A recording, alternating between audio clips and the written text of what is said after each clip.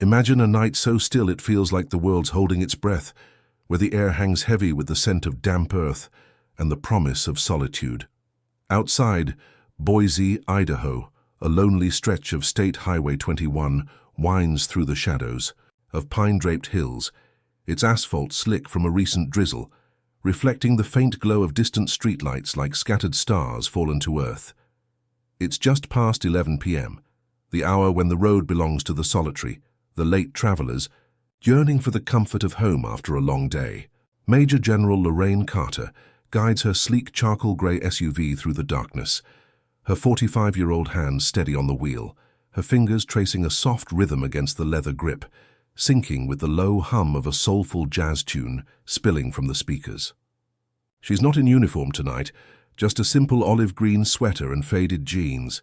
Her chestnut hair pulled into a loose braid that rests against her shoulder, her presence unassuming, a woman blending into the night's embrace. The highway stretches. Before her, a ribbon of quiet cutting through the rugged landscape, the only sound the gentle swish of tires on wet pavement and the mournful wail of a saxophone weaving through the air.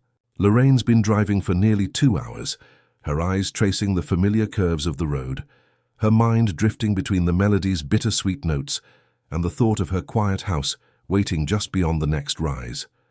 She's tired, bone deep, the kind of exhaustion that settles in after a day of command decisions and strategic briefings at Mountain Home Air Force Base, but her focus remains sharp, honed by decades of discipline, a soldier's instinct that never fully sleeps.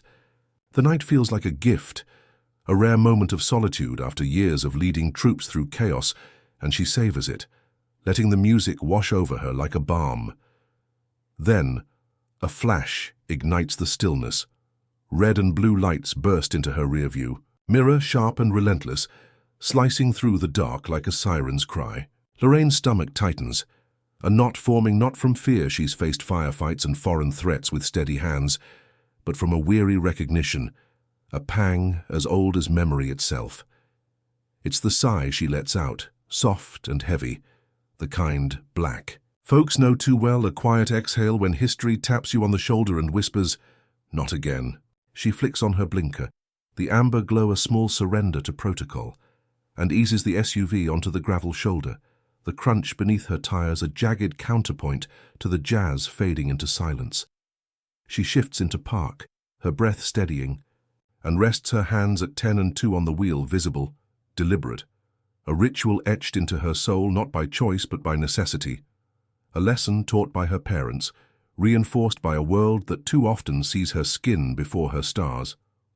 The patrol car pulls up behind, its lights pulsing like a heartbeat against the night, casting eerie shadows across the wet road. The officer takes his time too long, a deliberate pause that hums with intent, and Lorraine watches in the side mirror as he steps out, his boots scuffing the gravel, his silhouette broad and looming. He's a white man, his uniform crisp despite the late hour, one hand resting on his belt near his holster, the other gripping a flashlight that flares to life as he approaches.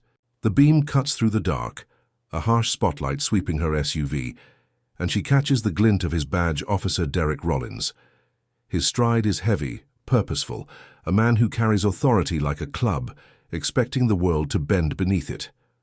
"Hands where I can see 'em," he barks, his voice sharp, unnecessary, a provocation wrapped in command, and Lorraine's hands, already in place, tighten slightly, her nails tapping a rhythm to steady her pulse. "License and registration," he snaps, stepping closer, his flashlight darting over her face, her hands, her car, a hunter sizing up prey. Lorraine meets his gaze in the mirror, cool, unflinching, then moves slowly, deliberately, reaching into the glove box with the precision of a soldier defusing a bomb. She pulls out her documents, her fingers steady despite the weight of his stare, and hands them over, her voice calm, measured. "Was I speeding, officer?" The question hangs, a quiet anchor in the rising tide of tension, but Rollins doesn't answer, his silence a wall as he snatches the papers, holding them just out of reach, his eyes raking over her SUV, clean, unremarkable, no threat. "Taillights out," he says finally, his voice a low growl, a claim she knows isn't true, her brow creasing as she frowns. That's not right, she replies, her tone even factual. I had it checked last week.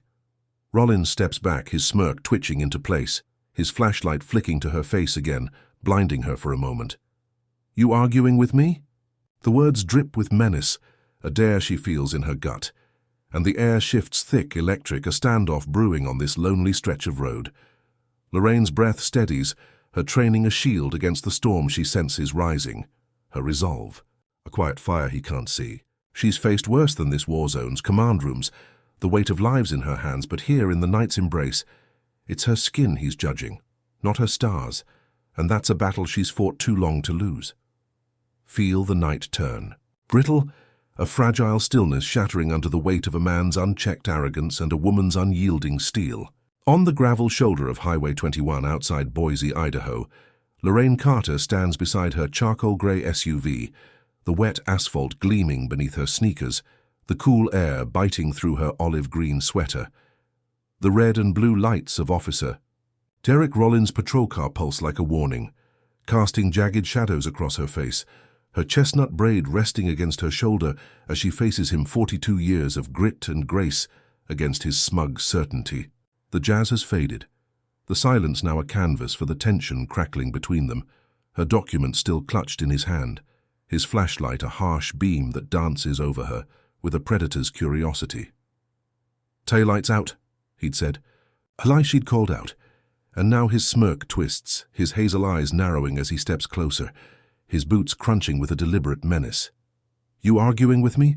He repeats, his voice a low snarl, a challenge wrapped in contempt, and Lorraine feels it, the shift, the moment where power flexes its muscle, expecting her to crumble. Her pulse quickens, but her training holds slow breaths, steady hands, a mind honed by years of command, and she meets his gaze, her voice calm, a quiet blade cutting through his bluster. I'm just saying my taillights were checked last week. If there's an issue, I'll fix it. The words are measured, factual, a lifeline to reason, but Rollins's smirk vanishes, his jaw tightening as irritation flares into something darker.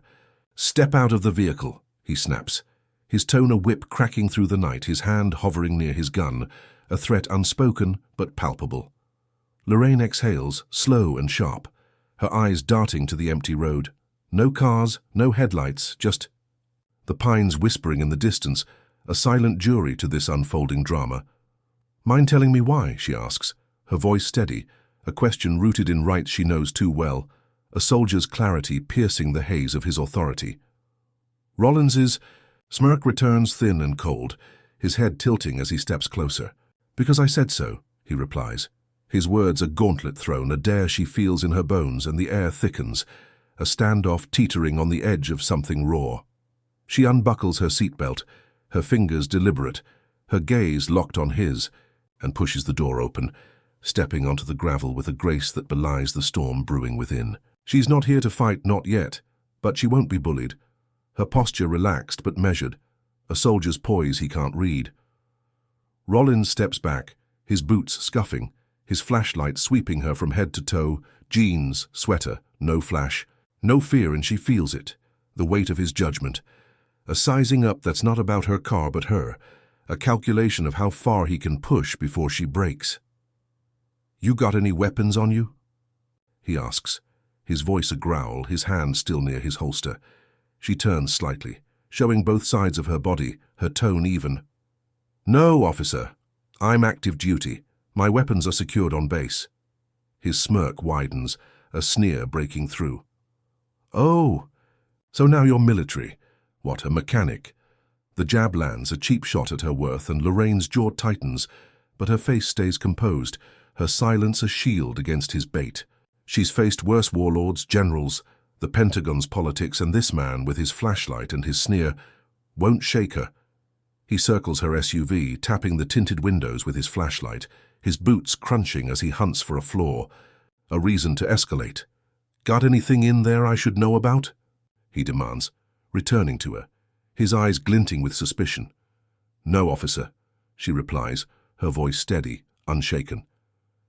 Tinted windows, that's illegal, he says, his tone sharp, a trap snapping shut. It's legal for military vehicles. Registered on base, she counters, calm but firm. I can show you the paperwork. His face sours, his patience fraying. I didn't ask for a lecture, he snaps. The word ma'am dripping with contempt. Not Major General, not Lorraine. Just a label he's pinned to her. A box he's stuffed her into without a glance at her stars. A beat passes. The night stretching taut and Lorraine shifts her weight. Her eyes catching a grey sedan slowing across the road. A phone camera glinting in the dark. Another car pulls over, a voice shouting, "Why, she stopped. She didn't do anything." And the crowd grows, a murmur of curiosity threading through the silence. "Officer," she says, her voice cutting through the hum, "I'd like to call someone now. We're past a routine stop." Rollins snorts, his smirk twisting. "Oh, you'll call someone all right. You're not going anywhere. Hands behind." "You're back." The cuffs snap out, cold metal gleaming, and he lunges, his knee pressing into her back as he forces her against the SUV's hood, the asphalt warm beneath her boots, the crowd's cameras zooming in. "You're making a mistake," she murmurs, her voice low. A warning he laughs off, his grip tightening as he yanks her upright, oblivious to the storm he's unleashed, a storm not of rage, but of truth, poised to break from a call he can't. Silence. Feel the night's grip tighten, a shroud of stillness wrapping around a scene where shadows deepen, and the air hums with a tension so thick it could snap like a taut wire. On the gravel shoulder of Highway 21 outside Boise, Idaho, Lorraine Carter stands pinned against the hood of her charcoal-grey SUV, the warm metal pressing into her palms, the cool night air biting through her olive-green sweater. The cuffs snap, tight around her wrists, the cold steel biting into her skin with a deliberate cruelty, a mark of Officer Derek Rollins's unchecked power. At 45, she's a Major General in the Air Force, a woman who's faced down chaos across continents, but here, under the pulsing red and blue lights of Rollins's patrol car, she's reduced to a target, her faded jeans and quiet dignity, no shield against his smug certainty. The crowd across the road grows a grey sedan, a pickup, phone cameras glinting like stars in the dark, murmurs rising, voices questioning. But Rollins ignores them, his boots scuffing as he yanks her upright, his smirk a blade cutting through the silence. "You're making a mistake," Lorraine had murmured, her voice low, a warning wrapped in calm, but Rollins had laughed, a harsh barking sound that echoed off the wet asphalt, his grip tightening as he shoved her toward the patrol car. "Mistake," he'd sneered, his hazel eyes glinting with contempt. "You're the one who didn't know her place." The words sting, a lash across her pride, but she holds her ground, her breath steady, her training a fortress. Slow inhales, slower exhales, a soldier's rhythm against the storm of his arrogance. She'd asked for a call, her rights a quiet sword, but he'd mocked her. "You'll call someone all right," and now the cuffs bite deeper, her wrists throbbing as he forces her into the back seat, the door slamming shut with a thud that seals her in, a prisoner of his petty tyranny.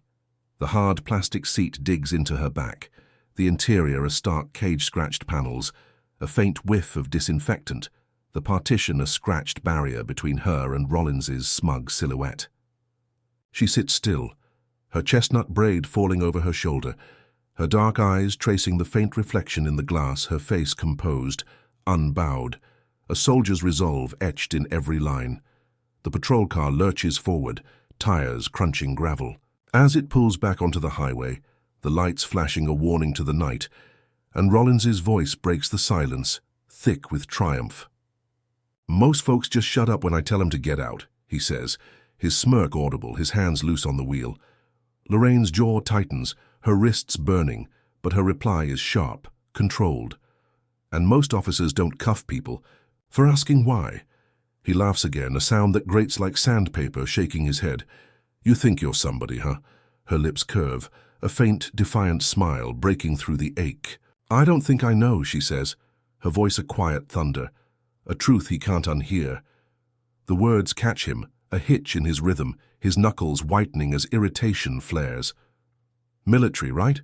he guesses, his tone shifting, probing. A hunter sniffing for weakness. She doesn't answer, her silence a wall he can't breach, her gaze fixed on the road ahead, the pines blurring past in the dark. "Figured," he presses, clicking his tongue, his smirk widening. "That above-the-law vibe, thought I'd back off if you flashed it, huh?"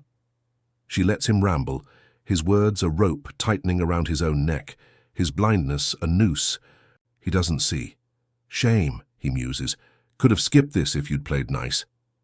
The station looms ahead, a grey brick hulk against the night, its lights a dim glow in the distance, and Lorraine's resolve hardens. She's here.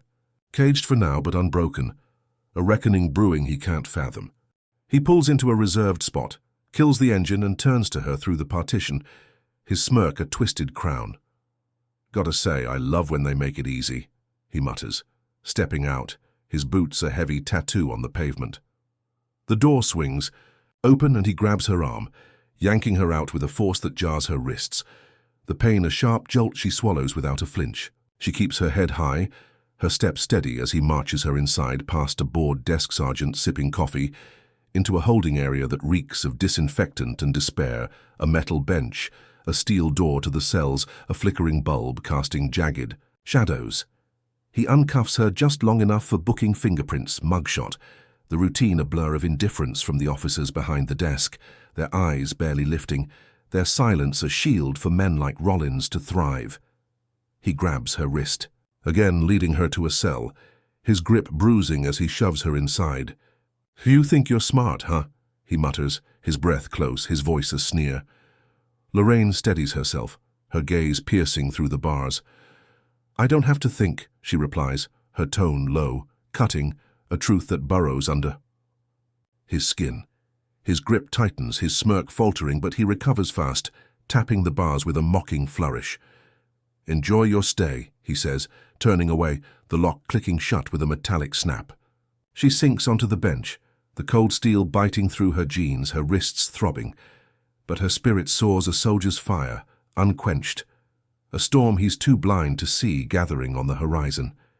Feel the night fracture under the weight of a truth too vast to contain, where the stillness shatters like glass beneath the roar of a reckoning unleashed.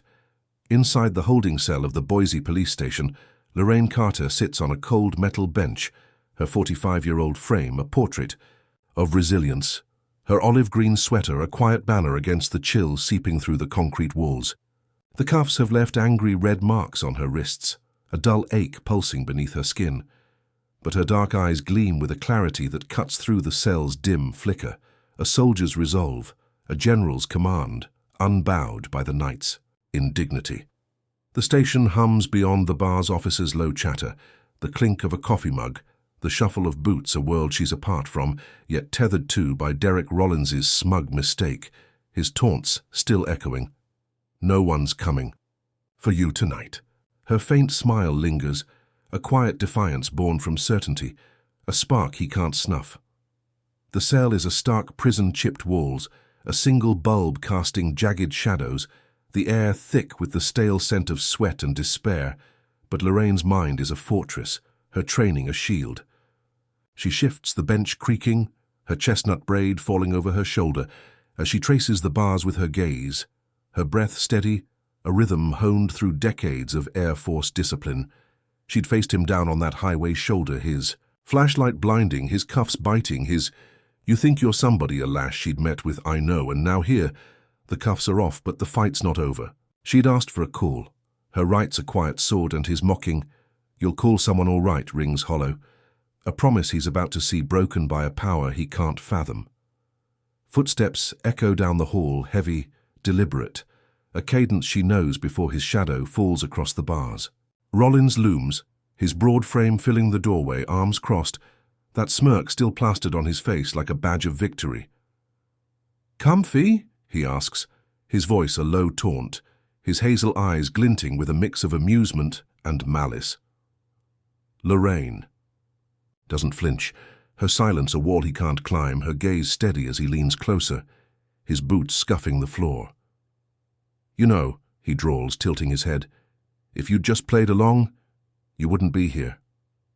Her lips curl into a faint defiant smile, a spark flickering in the dark. "Oh, I'm exactly where I need to be," she says, her voice low, a quiet blade that slices through his bravado. His smirk falters, a heartbeat of uncertainty breaking his mask, but he covers it fast, scoffing as he glances around the empty holding area. "No one's coming for you tonight, lady," he says, shrugging, his tone dripping with smug certainty. Guess you've got time to rethink that attitude. She lets him ramble, his words a noose tightening around his own neck, her silence a weapon he can't counter. He's blind to the storm she knows is brewing, the reckoning he's invited with every smug step. The hall falls still, his boots retreating, and then a new rhythm. Lighter, hesitant.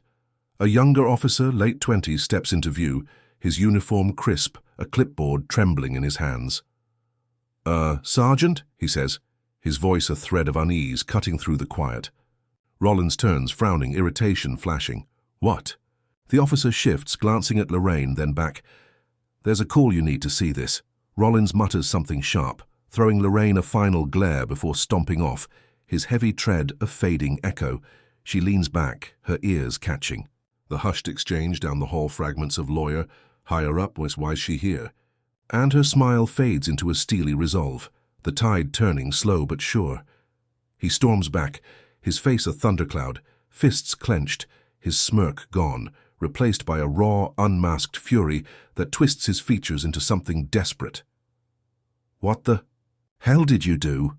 He snarls, his voice a jagged edge, his controls slipping like sand through his fingers. Lorraine leans forward, elbows on her knees, her gaze piercing through the bars, unflinching, unyielding. I didn't do anything, she says, her tone calm, deliberate, a quiet thunder that rattles his crumbling world. But people talk, and some of us have friends in high places. His eyes widen, a flash of dread breaking through. The realization, clawing at him, he's not the hunter anymore, not the man who smirked at her on the highway. He's prey, caught in a trap of his own making, and the storm he's unleashed is no longer his to command. A low rumble cuts through the night, the unmistakable thrum of a helicopter, its rotors slicing the air with military precision, a sound that vibrates through the station's walls, rattling the bars. Rollins freezes, his head snapping toward the window, his breath hitching. What the hell is that? He mutters, his voice a thread of panic, his smirk a ghost vanishing into the dark. Lorraine doesn't answer, doesn't need to, her gaze steady, her smile faint, a quiet certainty settling over her like a mantle. The chopper hovers just beyond sight, its matte grey bulk a shadow against the night, and a black SUV screeches to a halt outside, its government plates glinting under the streetlights. The door swings open, and Colonel Patricia Henshaw steps, out sharp in a navy suit, her silver hair pulled tight, her green eyes cutting through the chaos with a commander's precision. Rollins staggers back, his world tilting, and Lorraine knows this is the end of his game, the dawn of hers, a power he can't outrun. Feel the night explode into chaos, where the air trembles with the roar of blades slicing through the darkness, and the ground itself seems to shudder under the weight of a reckoning unleashed. Outside the Boise police station off Highway 21, the matte grey helicopter hovers with a soldier's precision, its rotors a relentless drumbeat that rattles windows and sends a gust of wind whipping through the parking lot, scattering gravel like shrapnel. The station's grey brick facade looms under the pulsing red and blue lights of Derek Rollins's patrol car, a stark contrast to the sleek black SUV that screeches to a halt beside it, its government plates glinting like a quiet threat in the moonlight. Inside the holding cell, Major General Lorraine Carter sits on the cold metal bench, her 45-year-old frame a pillar of unyielding strength, her olive-green sweater a muted banner against the sterile concrete walls. The cuffs have left red welts on her wrists, a dull ache pulsing beneath her skin, but her dark eyes gleam with a fire that no cell can dim, a soldier's resolve, a general's command, unbroken by the night's indignity. The station's hum, officers' murmurs, the clink of coffee mugs falls silent as the chopper's thunder drowns it out, a sound that vibrates through the bars, shaking the flickering bulb above Lorraine's head. She doesn't flinch, her chestnut braid resting against her shoulder, her breath steady, a rhythm honed through decades of Air Force discipline. She'd faced Rollins on that highway shoulder, his flashlight blinding, his cuffs biting, his taunts a lash she'd met with quiet steel. And now, here, the storm she'd summoned is breaking, a tide she'd known would come when she'd asked for that call. Rollins' last jab, "No one's coming for you tonight," echoes in the silence, A hollow boast she'd answered with a faint, defiant smile, a spark he'd dismissed, blind to the power she wields. The cell door looms before her, its steel bars a frail barrier against the chaos erupting outside, and Lorraine's gaze traces them, her mind a fortress of clarity. She'd seen the younger officer's unease, heard the hushed panic. "There's a call, you need to see this," and watched Rollins storm off, his smug certainty crumbling with every step. Now the night fractures as Colonel Patricia Henshaw steps from the SUV, her navy suit sharp as a blade, her silver hair pulled tight, her green eyes cutting through the dark with a commander's unrelenting focus. She's a force 50 years old, a veteran of countless operations, her presence a quiet storm that commands without shouting, and her stride is deliberate, her heels clicking on the pavement as she marches toward the station, the chopper's downdraft tugging at her coat. Inside, Rollins staggers back from the cell window, his broad frame a silhouette against the flashing lights, his hazel eyes wide with a panic he can't mask. "What the hell is that?" he mutters, his voice a thread of fear breaking through his bravado, his smirk a ghost dissolving into the night. Lorraine doesn't answer, doesn't need to, her faint smile widening as she rises, her wrists throbbing but her spirit soaring, a quiet certainty settling over her like a mantle. The station door bursts open, Henshaw's voice slicing through the chaos. "Which one of you is responsible for this nonsense?" Her tone low, steady, a thunderclap wrapped in silk that freezes. Every officer in place. Rollins turns, his boots scuffing, his face paling as he stammers, "I, Officer Derek Rollins. Ma'am, this woman was uncooperative, possibly impersonating military." Henshaw raises a hand, silencing him with a gesture sharp as a guillotine, her green eyes locking onto his with a force that pins him where he stands. "Stop talking," she says, her voice a quiet blade, every syllable a weight he can't lift. She strides past him straight to the cell, her gaze softening as it meets Lorraine's through the bars. "You all right, General?" she asks, her tone warm but firm, a soldier's respect threading through the command. Lorraine nods, her voice steady despite the ache in her wrists. "I'm fine. Pat just waiting for someone with sense to show." "Up." Henshaw pulls a key from her pocket, her fingers deft as she unlocks the cuffs herself, the metal falling away with a soft clink, 3 seconds of liberation that echo like a gunshot through the station's stunned silence. Rollins blinks, his mouth opening, confusion warring with dread as Henshaw turns to him, her presence a storm breaking over his crumbling world.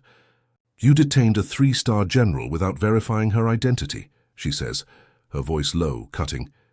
"Ignored her rank, violated federal statutes on active military personnel. Do you have any idea what that means?" His breath hitches, his hands trembling as he backs up, stammering, She didn't.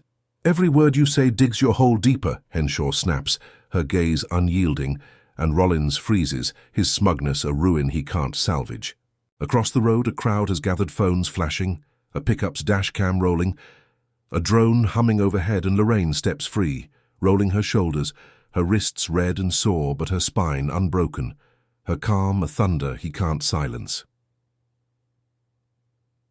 Henshaw turns to the desk sergeant, her voice a whip. "Get her effects now." The officer scrambles, fumbling with keys, and Lorraine's smile fades into a steely resolve as she brushes the dirt from her sleeves, her gaze flicking to Rollins one last time. No malice, just clarity. "Your job's to serve," she says, her voice low, piercing, not to assume, not to intimidate, and damn sure not to humiliate people because they don't fit your picture. He doesn't respond, his face a mask of shock, his world tilting as the crowd's cameras capture every second, a storm he can't outrun breaking over him with a force he never saw coming. Feel the air shift with the weight of a fall, where the echoes of a courtroom's thunder ripple outward, shaking foundations built on sand.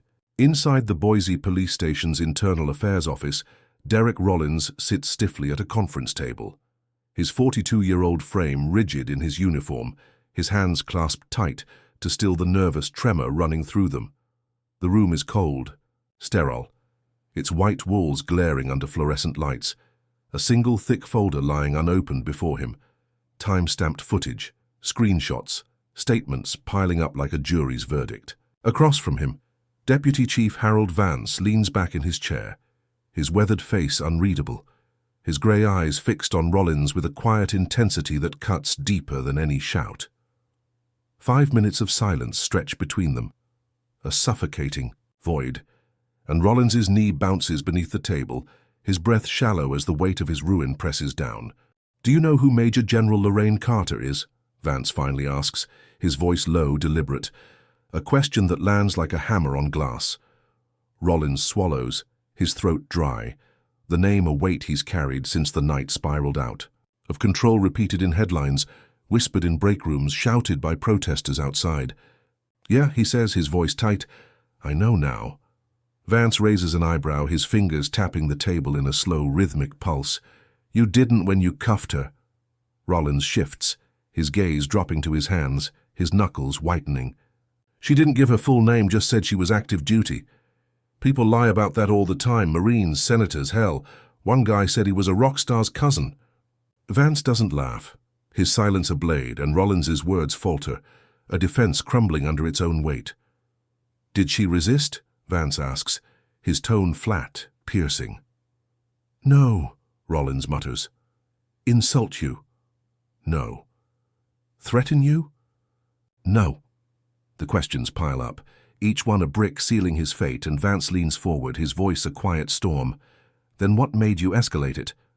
Rollins hesitates, his breath catching, his mind scrambling for a lifeline. She was dismissive, didn't follow orders right away, felt like she was hiding something." Vance's brow furrows, his gaze unrelenting. "Like credentials? A badge? Military ID?" Rollins falters, his voice shrinking. "I didn't see any at first. She was messing with her GPS when I pulled up." "And why'd you stop her?" Vance presses, his tone a scalpel. "She was parked on the shoulder," Rollins says, his words thin, brittle, a flimsy shield against the truth. The silence stretches, heavy and suffocating, and Vance leans back, his fingers steepling under his chin, his grey eyes boring into Rollins like a judge passing sentence. "She's a general, a real one," he says, his voice low, cutting, not just high-ranking, history-making. "You cuffed her on a highway like she was loitering at a gas station." Rollins opens his mouth, but nothing comes, his breath hitching as Vance's words sink in, a weight he can't lift. "You embarrassed this department," Vance continues, leaning forward now, his tone rising with a controlled fury. "This city and worse, you handed every critic who's ever called us racist a damn poster child with your name on it." Rollins looks up, his face flushing, his voice a desperate rasp. "I didn't do it because she's black."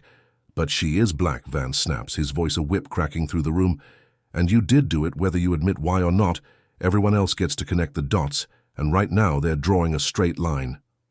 Rollins's gaze drops, his hands clenching, the silence a noose tightening around his neck. Vance sighs, rubbing his forehead, his tone heavy with disgust. "The DA's combing your last 5 years flagged for profiling. You're done, terminated. Say effective now. Internal Affairs is digging deeper, and if they find what I think they will, you're looking at more than a pink slip. Get a lawyer." Rollins stands, his fists trembling, his world a ruin he can't salvage. The power he'd wielded now ash in his hands as he stumbles out, the hallway a blur of staring eyes and whispered judgments. Across town, Lorraine sits, in her sister's cozy Boise apartment, the late afternoon sun spilling through the windows, casting warm shadows over the hardwood floor. Her boots are off, her chestnut hair loose, but her mind is still in uniform, sharp and steady. Her brother-in-law, Nathan, sits across from her, his legal pad resting on his knee, his glasses slipping as he scribbles notes, his activist spirit undimmed by the years. "You sure you want to go public?" he asks, his voice soft but firm, his brown eyes searching hers. Lorraine doesn't answer right away, her gaze drifting to her phone, the viral clip replaying Rollins's sneers, her calm, the crowd's cameras, the chopper's roar, a storm she didn't ignite but now holds. "It's already public," she says, her tone steady. "I didn't put it there, but it's out and I've got to decide what it means." Nathan nods, leaning back, his pen tapping the pad. "The press wants a statement. It's about you, Lorraine. He didn't stop some random woman. He stopped you, a three-star general who's led troops, stared down dictators, carried the flag through hell. You're a symbol. She exhales, her smirk faint, wry. I don't want to be a symbol. Too late, he counters, his voice firm. The question is what kind, what'll you do with it? She sets her phone down, her fingers tracing. The edge, her mind a battlefield of duty and desire. What would you do if it were you? She asks, her voice softening, a rare vulnerability peeking through. He pauses, his gaze steady. If I were you, I'd hold a press conference, name him, demand his badge, push for reform, make every cop in Idaho watch that video until they can't unsee it. But if I were me, I'd tell you it's not about revenge, it's about responsibility. She nods, quiet, the weight of his words settling over her like a mantle, a truth she's always carried through deserts, through command rooms, through a life where she's had to prove her worth again and again. The fight's not hers alone. It never was, and as the sun dips lower, she knows the storm's just beginning, a legacy she'll shape with the same steady hands that guided her through the night. Feel the weight of a dawn breaking over a world reshaped, where the air hums, with the echoes of a storm that swept through and left its mark on the earth below. In the heart of Boise, Idaho, the sun climbs slow and steady, casting golden streaks across the city's quiet streets, the faint scent of pine and rain-washed asphalt threading through the morning breeze. Major General Lorraine Carter stands on the balcony of her modest home, her 45-year-old frame steady in a simple gray robe, her chestnut hair loose and catching the light as she gazes over the rooftops stretching toward the foothills. The red welts on her wrists, fading scars from Derek Rollins's cuffs, pulse faintly beneath her sleeves, a quiet reminder of a night that tested her steel, but her dark eyes shine with a resolve that no shadow can dim, a soldier's grace unbroken by the chaos she's faced. Below, the city stirs, cars hum, voices rise, a rhythm she's part of yet stands apart from, her victory a spark that's ignited something vast. Across town, Rollins's world lies in ashes, his termination a guillotine that severed his badges. Power, his career a ruin under the relentless gaze of internal affairs. The Internal Affairs Office's cold walls still echo in his mind. Deputy Chief Harold Vance's voice, "You're done." A blade that cut through his defenses, the thick folder of evidence a tombstone he can't unsee. He'd sat in his empty apartment that night, the TV flickering with Lorraine's viral clip, her calm. His sneers, the chopper's roar, a loop he couldn't mute. His name a stain splashed across headlines. Officer fired after unlawful arrest. Of Air Force General. He'd thought her just another civilian, a black woman he could break with a smirk and a cuff, but her quiet, "I know who I am," had undone him, a truth he couldn't bully into silence. Now the press circles, his phone silent, his power a ghost he can't reclaim, a fall he'd carved with his own hands, a lesson etched in the wreckage of his pride. Lorraine steps back inside, the hardwood floor cool beneath her bare feet. Her home a sanctuary of soft shadows and family photos lining the walls, her in fatigues, her father in his Vietnam uniform, a legacy of service and struggle. She'd fought for herself that night on Highway 21, her rights, her dignity.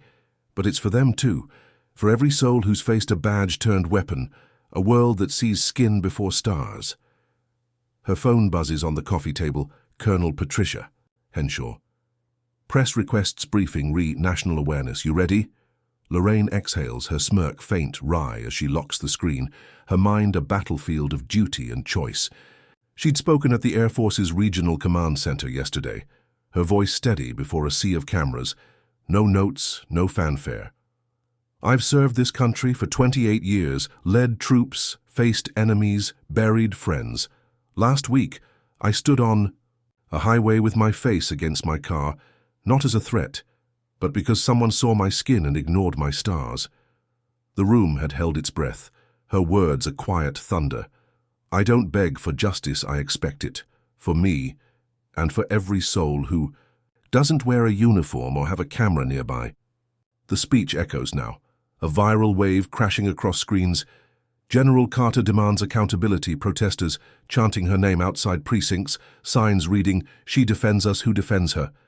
Congress murmurs of reform, the Carter Protocols gaining traction, de-escalation training, rank verification, bias recalibration, a legacy she didn't seek but won't shirk. She'd stood firm, Rollins's flashlight blinding, his cuffs biting, his "you're nobody" met with her unyielding calm. And now his fall is a crack in a system too long unyielding, a step toward a fight she's carried since she pinned on her first star. Nathan's words linger. It's not about revenge, it's responsibility, and she feels it. A mantle she's worn through deserts and command rooms, now widened to a nation watching. She walks to the kitchen, the scent of coffee grounding her as she pours a mug, her gaze drifting to a photo of her father, his eyes steady, his uniform faded, a man who'd fought in Vietnam only to face slurs at home. She'd carried his burden, turned it into her strength, and now this fight feels different, not against a foreign foe, but for the home he'd bled for, a home that's finally starting to listen. Her phone buzzes again. Captain Daniel Reese, a soldier she'd met after the highway, his voice warm through the line. "I came to say thank you for how you handled it. I couldn't have stayed that calm." She smiles, soft and rare. "Years of practice." "You changed something," he presses. "That video's bigger than us." She nods to the empty room, her breath a steady exhale. For once, the hero doesn't lose. Later, she stands in a Boise middle school classroom, invited by a teacher named Ms. Ellis, facing a sea of young faces, black, brown, curious, skeptical. "Weren't you scared?" a girl with tight braids asks, her eyes wide. Lorraine pauses, her voice softening. "I was steady, that's different. I've been scared before, but I've learned fear doesn't get to speak for me." A boy in the back leans forward. "You outranked him, why not tell him off?" "Because rank doesn't stop bullets," she says, her tone firm. "And my strength's in being undeniable, not shouting." They nod, slow and thoughtful, and a quiet girl asks, "Is that enough?" Lorraine meets her gaze, steady and true. "No, but it's a start." The room rises. No claps, just standing a silent roar louder than applause. A generation stirred by a woman who turned a night's indignity into a dawn's promise. Outside, the city moves on, cars hum, voices rise, but Lorraine's fight lingers, a spark for the silenced, a call to the weary, a truth that echoes beyond the courtroom's walls. She's not just a general, now she's a mirror, reflecting a system's flaws and a people's strength, a legacy of quiet fire that won't fade with the setting sun. The world's writing the ending, and for once, it's hers to shape a home worth fighting for, a future where every soul might stand seen, unbroken, free.